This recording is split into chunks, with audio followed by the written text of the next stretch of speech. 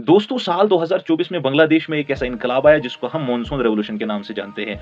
Monsoon revolution क्या है, तो इस वीडियो में हम जानने की कोशिश करेंगे।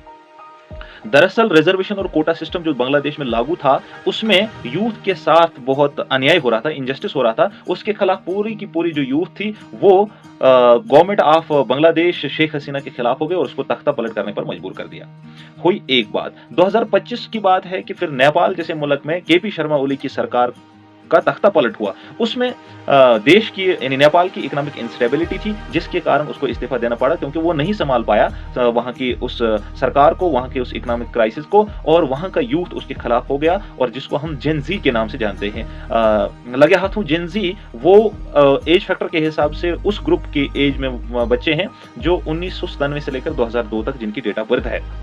तो इनको हम जेन ज़ी कहते हैं। अब करेंगे इंडिया की बात। इंडिया में भी कुछ इसी तरीके का टेम्परेचर आज हाई हो रहा है, जिसमें काकरोच जनता पार्टी अपने तेवर आसमानों तक लिए बैठी है, और हो सकता है कि यहाँ पर भी रेजिम चेंज का कोई सिलसिला हो, जैसे कि उनकी डिमांड है कि धर्मेंद्र प्रधान, जो कि हमारे यूनियन एजुकेशन मिनिस्टर हैं, उनसे कह रहे हैं कि आप इस्तीफा दे दो, क्योंकि आप इस लायक नहीं है।